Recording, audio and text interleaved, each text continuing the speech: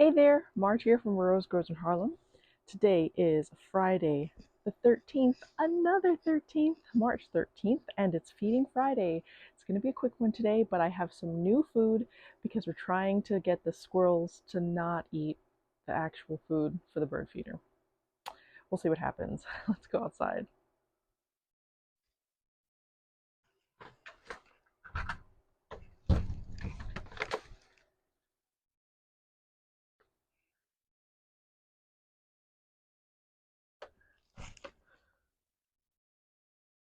My plums are already starting to bloom. Oh, I'm going to lose grip of this food.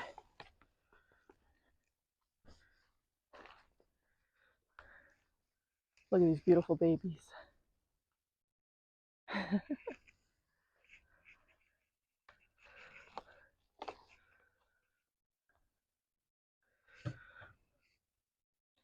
All right, so we've got quite the lineup today to try to dissuade the squirrels from eating.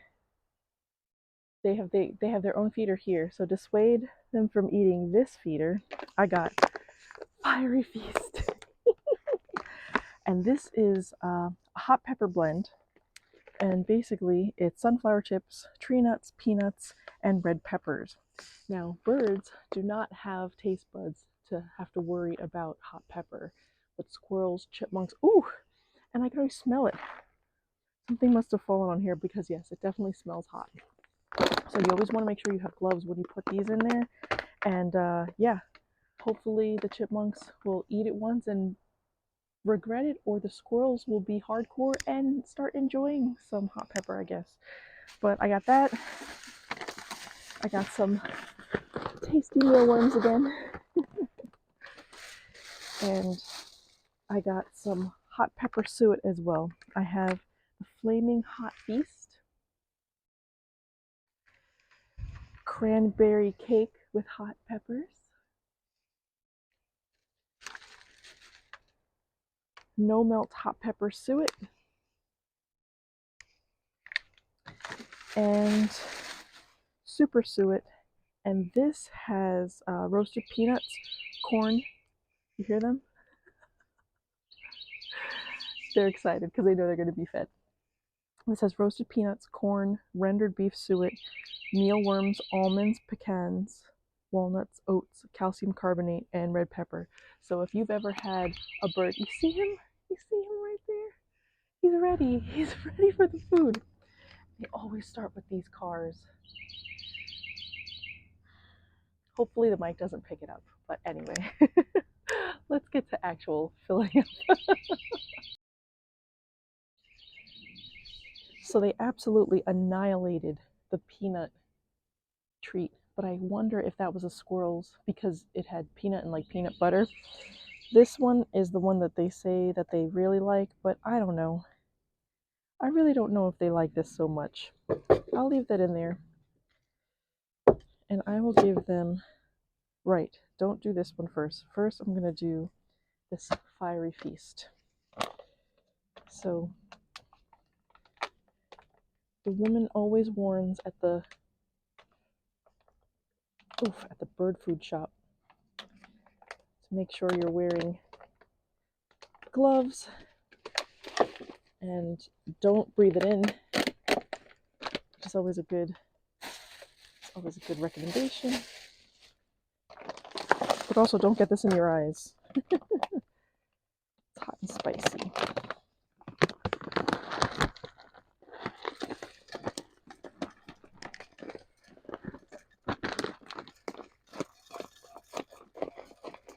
So all of these nuts are filled, and the nuts and seeds have this like pepper sauce.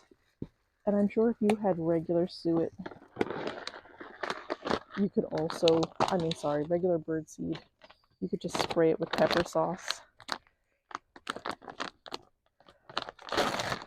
Mix in some mealworms. Yummy. This is where it's super important to not touch your eyes after you've touched this.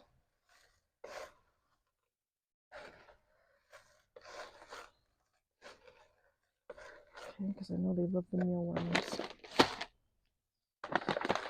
More of this.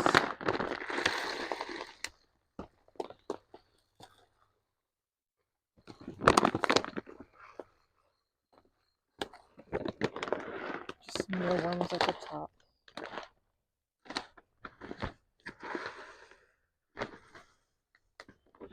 And I'm sure as that goes through,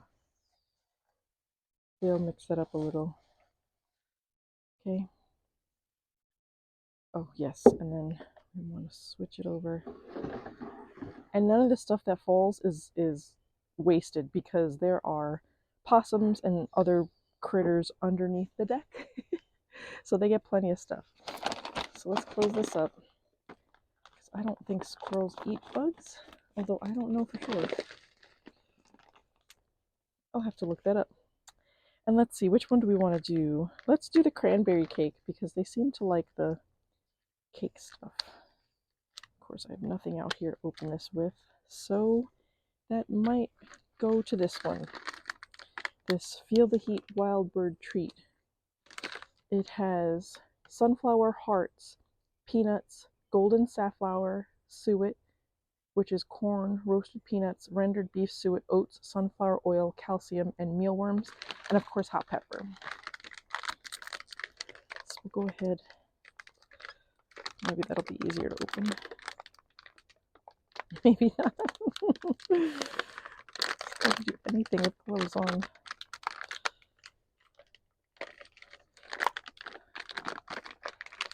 I really should have a scissor or something out here.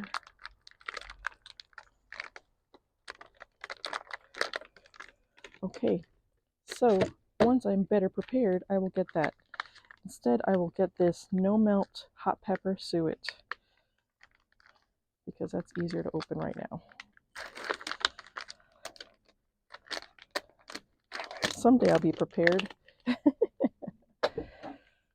put that in there like that.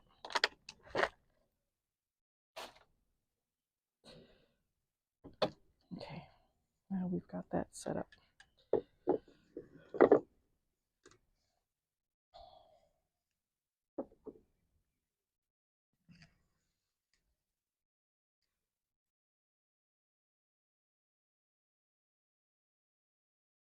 Here we go. Now, as far as this rope is concerned, I've had problems in the past where this rope has, you know, because of the sunlight and the wind and the temperatures, has completely degraded. So I'm trying to check it and make sure. I'll probably have to replace it with like a weather safe metal or maybe some nylon rope or something that's able to carry this weight. This is about, I don't know, this is really heavy because of the wood. Maybe about 25 pounds? I don't know.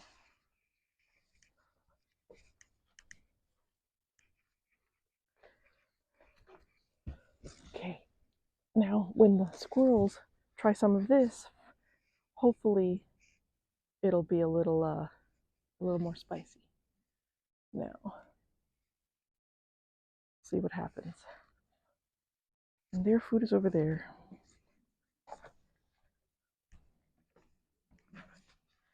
Okay, that's it for the feeding. I will do a quick walkthrough of the blooms of my plums and some of my other trees. Oh, not make that mistake right now. And show you how the things in the greenhouse are doing in the basement. And here he comes. I'm watching you, squirrel. Look at these cute birds. Already ready to eat. I see you.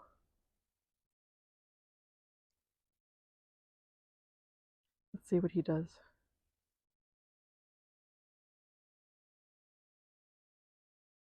Come on, come and taste this spicy food. See what happens. It's gonna knock this whole thing over. Look at him. Come on. Don't you smell that it's spicy?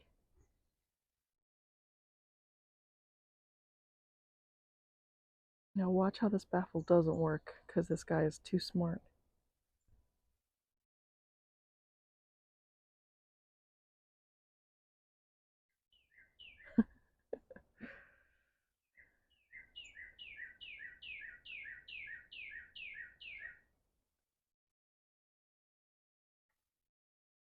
See how you just jumped on there? I'm watching you.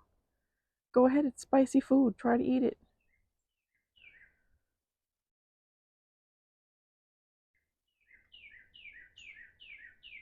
What are you going to do? It's spicy now.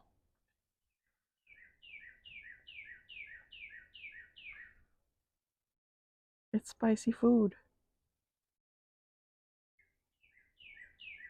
Goodbye. Hopefully that will deter him and let the birds go. We'll see. I could sit here and watch this drama all day. But anyway. Good. Go after the old seed. Very good. There you go. Good. Eat the old seed. Thank goodness. Okay, good. Okay, now I don't feel so bad. All right, on to other things. So here are my peach trees growing just beautifully.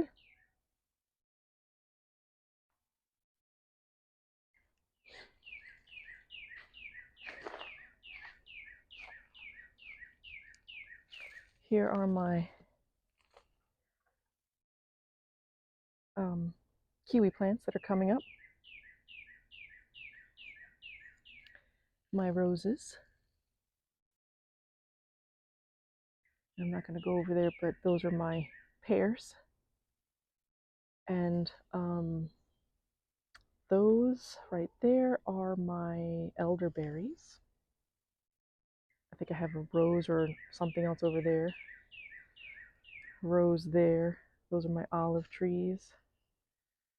Another rose plant that I have to cut down before that starts growing crazy again. Now I can get to my plums. Here are my plum trees. Beautiful. They are blooming. All 4 of them. 1 over here, 2, 3, and then 4 in the back. Let's look at my apricot tree.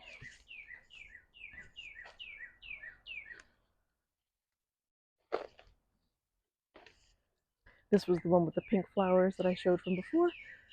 Hopefully there were enough bumblebees to get these pollinated in time. We do have quite a bunch of pollinators. There are flies right now pollinating. So we should be okay. My cherry tree is doing great. And let's go inside. The citronella are doing really well. It's time for me to water them. The original citronella is also doing good. And I just wanted to show the successful roots so far. This is one of my peaches. This is my Red Haven peach. So far that's doing okay. And I think the other one was also a peach. This one, yes, this is Belle of Georgia peach. And those roots are coming out. So that's doing good. Yeah. Definitely time to change that water, wash them off a bit, and possibly scrape the bark off to have new roots come out. So we will see about recording that this weekend. I know that was a quick and dirty review, but I wanted to make sure that the birds were fed out there. I have some more cat food upstairs, but that bag was much bigger, so I get to fill the cat feeder. The temperature actually dipped down to 37 today, and we did have a visitor, so our cat hotel is working as intended. It's a good place to stay when you can't find any other place that's warm. I think we keep that between, like, well, there's no way to cool it. For now, we're probably going to get a fan in there, but we keep it high as 65. So this way, you know, they're always warm. And I think the lowest it's got has been maybe like 47. But it's definitely comfortable for, you know, the strays to go out there. We just want to make sure that they're not freezing. And if we have to turn the heat up, we can, because it's on a very, you know, medium or low level. And everything's waterproofed, so there's no chance of them getting hurt. And it's an actual heater, and it's oil based, so it's not. It's like a closed system, so it's so there's nothing to refill, and there's nothing dangerous about it. We're always keeping an eye on it, make sure that the temperature is in a good state. I will start wearing some resistance merch. Obviously, there's going to be no push to purchase, but if you were interested, I will leave I will leave a link in the description, because I want to show that it's super important that we are fighting back in every way that we can. And while this channel is not about that, I still want to make sure that that's a theme throughout my channel, because gardening is resistance, and learning how to do things on your own so that you can share it with the community is a huge asset, especially when it comes to times like these, especially in the US. So you might see me wearing a few different things. I'll briefly explain what they are. They're not going to be the focus of the video unless I put something out specifically, but it's basically just to show that I am also, you know, protesting in my own way. So thank you for watching. This weekend I hope to do a lot of work, and I hope you guys are resisting in your own ways and are staying safe. I will see you in the next video.